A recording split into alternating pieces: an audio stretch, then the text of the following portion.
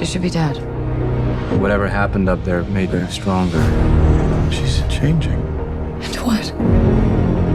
That power destroyed everything it ever came into contact with. Until you. And what they don't understand, they fear. She'll kill us all. Does it feel like a conclusion to this story? Does it feel like a final chapter to the X franchise? It definitely feels like, this is the culmination of all of the past movies. It's all been leading up to this.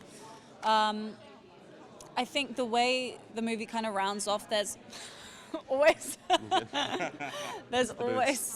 I think you said it's the booze. It's the booze. It's the booze. Boots with a T. Boots with a T. It would make WonderCon fun, right? Yeah. It would. Look at those. Very high. I know, that's impressive. It is. What was I saying? You were saying, what were you saying? Final chapter. It's leading up to this. And the way that this movie rounds off, there's definitely potential for more. Mm-hmm. But it's also quite a wonderful way to close the chapter if we were to do that. So it's open, it's up to Disney now. Yeah. Well, would you guys, certainly your sister from the other show has expressed interest in coming into the X universe with you, and Joni Jean Grey, she's in New Mutants, so would you like to experience that adventure of you guys kicking all sorts of mutant butt together, getting you in there as well? Yeah, that would be fun. Totally. I'm always open. Yeah? It's mix and match. Any job is a good thing for me. All right. What is Storm's voice in Dark Phoenix? Well, equality. I'm just kidding. No, but really, when it comes to Storm, she is trying so hard to just keep everyone together. Mm-hmm. I think it's really hard. The last time we saw everyone, we were just kind of becoming the X-Men, mm-hmm. And after 10 years of being in a band, sometimes people want to go solo. And you kind of got to reel people in and keep everyone together. Mm-hmm. And she is so much about family and very family oriented and wanting to keep everyone around each other and keep things peaceful. She's such the peacemaker majority of the time. She can also be a beautiful voice of reason because she was the last one to kind of join the gang. Yeah. Well, this character, you're still kind of getting used to her after a couple movies. Is this someone that, would you like to continue playing Aurora? Is she a character you want to go on with? Most definitely. I am super campaigning for a solo Storm movie, but I want to make it very clear that it does not have to be me. I am a fan of this character, I am a fan of this franchise, and I think that the fans have been asking for years for there to be a solo Storm movie. We've seen how the market is open when it comes to Wonder Woman and Captain Marvel. We've seen how the market is open for Black Panther. Imagine if you actually gave people what they wanted. All right, well, before I let you go, yes. In Dark Phoenix, do you get to really mix it up with any of the other heroes? Is there some epic fight scenes that we should look for? There are some epic fight scenes. You get to see Storm throwing hail, traveling through lightning, blowing people up. What I enjoyed so much about filming Dark Phoenix was the amount of stunts that I actually was able to do. And I think that everyone's going to be really surprised. Last time people were like, all right, let's get more of her moving around. Let's see how powerful she can get.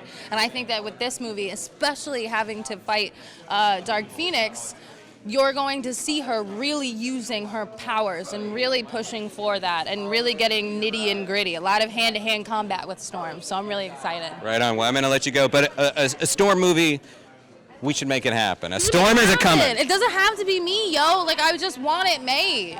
All right. Well, you're talking to the people. I like it. All right. Thanks so much for your time today. I appreciate it. Typically, Nightcrawler in the comics, he has a spiritual side and a very serious side.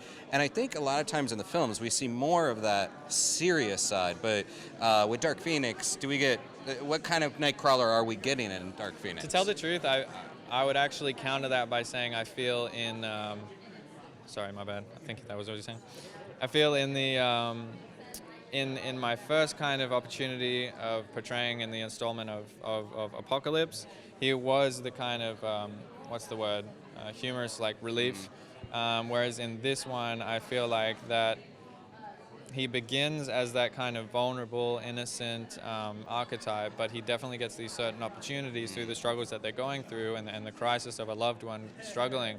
the frustration builds, and he ultimately has that arc that goes from that innocent to a very kind of vengeful, aggressive, savage kind of Nightcrawler when the time comes. So it was exciting to play that side of him. Yeah. Is there any element of Kurt that you kind of really tap into in your real life? 100%. When I had to dive into the character and study him from his origins to where he is today, I mean, there's so many elements in him that I relate to closer than any other character I've played in my life. Just simply to do with the traumas that, you know, he's gone through. I've gone through many kind of struggles in my life, as everyone has, and that's why we relate to these characters. But specifically, mine was like an autoimmune disease causing me chronic pain each day, and from such struggles and suffering, I question things beyond the nature of what most people do in society, because they're fulfilled with these flicks of fulfillment for their senses, you know? And I had to look beyond that because I couldn't enjoy that anymore. And so it led me to ancient philosophy, esoteric wisdom, spirituality, religion, and so I'm driven by that, and I put that into every craft, so I can do that best with Nightcrawler. I guess the big question is, you know, why this chapter? Why Dark Phoenix to potentially round out this 20-year saga? Well, if there was any story that was going to be the culmination of this 20-year saga, it had to be Dark Phoenix. It's the ultimate and most iconic. It was my favorite comic run growing up. And it feels like it's the one that challenges and splits apart and ultimately brings back together the X-Men in a way that no other storyline has. And that was the way I thought about this film from very early on, long before there was a Disney merger in the air. I thought about this movie 3 years ago when I sat down to write it as the culmination of all of this storytelling, that we had hopefully earned our way into telling the Dark Phoenix story, having another crack at it. Well, since you brought it up, that Disney merger that was in the air, and, you know, pretty much as soon as the MCU was introduced and started buying up properties, I think there was some question about when will it happen. Does that affect your creative development and ability at all? It didn't at all in this film, because I wrote the movie 3 years ago. We shot it long before there was even talk of a merger between Disney and Fox. So the Disney-Fox merger happened in post-production of this movie for us. So the movie was already in the can and filmed, and it hasn't impacted anything other than now that it's official, Disney will be a part of marketing and publicizing the movie. And so far it seems like there's been a really wonderful sort of synergy between the marketing distribution side of Disney and Fox. The folks in Disney marketing have seen the movie and really loved it, so I'm excited to see sort of a dream team up of studios. Well, you know, the story, the relationship of Charles and Magneto has been this underpinning, not only through the comics, but throughout the entire film franchise. Yeah. So does that continue in this final film, or do we really just move in the direction of Jean and Scott and the Phoenix? It's still very much a part of this movie. And the philosophical conflict between them is a part of this movie as well. But it's really focused on Jean, this film. This is the Dark Phoenix story. Hutch, we've spoken before, and of course, Dark Phoenix, this feels like the end of a saga, of a 20-year-long saga. Does it feel that way for you? Does it feel like the closing chapter? It does, kind of, and it's interesting, because I don't know that we set out to make it a closing chapter, but we did set out to complete a lot of the ideas that we've been exploring for now these 20 years, and in doing that, it sort of gives us a natural culmination, is the way it's feeling. Mm-hmm. And what are some of the, you know, we've kind of touched on the Dark Phoenix story in the past with this franchise. How does this chapter really kind of build on that, you know, change it, even make some nods to it? Yeah, I mean, actually quite a bit. I mean, I think Simon's feeling was that in X3, he really didn't, his words not mine, didn't really do justice to the Dark Phoenix story, and wanted a second chance, and felt like it's the most beloved run in the comics and deserved a more fulsome treatment. So in this, we made a commitment to tell the Dark Phoenix story and to really focus on Jean Grey as the main character. Within that, I think there are a lot of sort of, I don't know if they're nods to the things in the past, but we certainly tried to bring all the characters fully into that, and allow each of them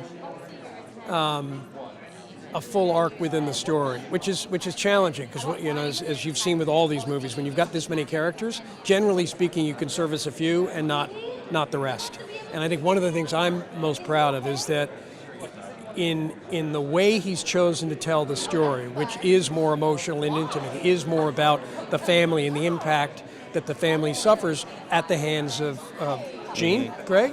It allowed each character their own story and really trajectory through it. You're an ideas man. So, ideas man, tell me, like, if this were to kind of fold in somehow to the established MCU, how would it do it? Surely you guys have talked about that a little bit. We really, you know what, I know it may sound funny, we really haven't, because once we get locked into these things, the time we'd start talking about it would be soon. Meaning when we'd finish the movie, when it's actually now behind us and we can kind of start to pull our heads out, then we'd start to talk about it. But generally speaking, when you're in these, I mean, you know, we're still wall to wall, just trying to get it finished.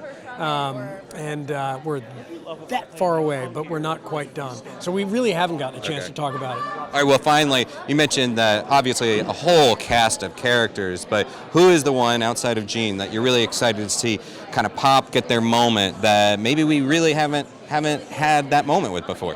I think I'd have to say there are at least two, and maybe more.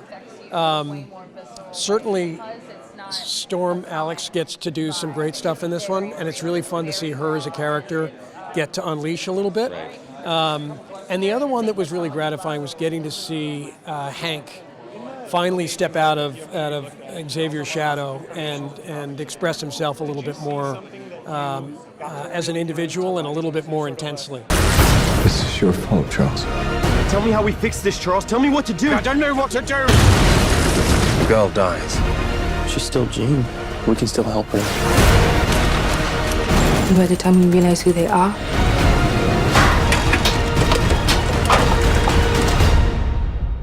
it's too late.